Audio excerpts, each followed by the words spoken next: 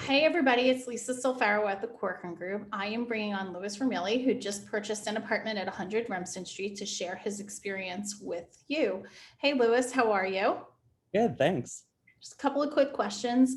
How did we initially connect on 100 Remsen Street?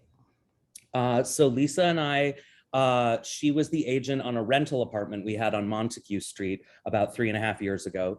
She was both very helpful in securing the apartment during the rental process, and then also us exiting the lease during the pandemic. And so when I was looking at various listings in this building, and the listing we ended up purchasing was not represented by Lisa, but she had multiple other listings in the building. So I immediately reached out knowing that we had a history to get more information on the building and to have her be our representative. And were you familiar with the building? And if so, what kind of due diligence did you do on the building in regards to the unique circumstances surrounding the land lease? I was familiar with the building. I'd actually looked at some apartments in the building close to 10 years ago when I ended up purchasing an apartment in Chelsea.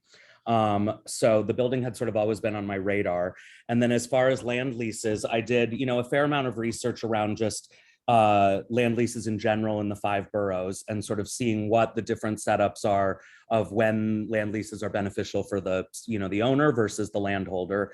And in most instances where the land lease has been more beneficial to the landowner, it's in buildings in uptown Manhattan and things where after 50 years of being under lease, the building comes up out of lease and the owner says, this land is worth $200 million, or I have the air rights to build a high rise here. And so when I started looking at some of those statistics compared to Remsen Street, Remsen Street is a pretty small plot of land smack in the middle of a historic district. And so the likelihood that when this lease comes up, there would be an opportunity for a commercial developer to come in and build a high rise or something is pretty low. So to me, that felt that there was a higher likelihood that the owner of the land would be incentivized to either renew the lease with the co-op or to offer the ability to purchase the apartments in 20 years, at market value. So for me, those sort of quelled some of my fears about what can be, an issue with land leases. And actually, here's a big question. Yeah. What about the building made you nervous?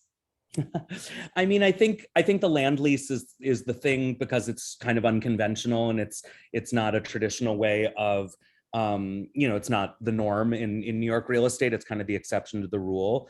Other than that, honestly, not too much. I mean, I think given the value in terms of like what you're getting for a 1-bedroom in the building in the neighborhood, it was really just about getting comfortable with the land lease and doing our research on that front. Amazing.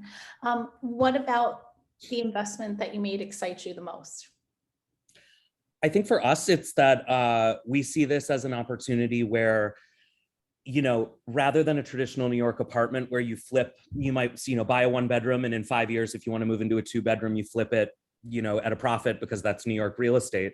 Our thought here is, this may not be a market value apartment for purchase because of the land lease, but it is a market value apartment as a rental, and there are no rental restrictions on Remsen Street.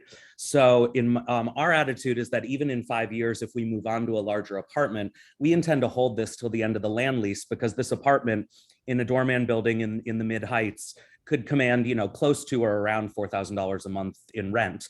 And so when we did, sort of crunch the numbers and talked about a cash purchase and then the opportunity, to say rent this for the last 15 years of the lease, it's not dissimilar to having that money invested in the stock market. And so the idea that we would have, a guaranteed apartment with a very low maintenance for the next 20 years that could turn a profitable rent kind of felt like it allowed us a certain level of flexibility, even though it's a less traditional, setup.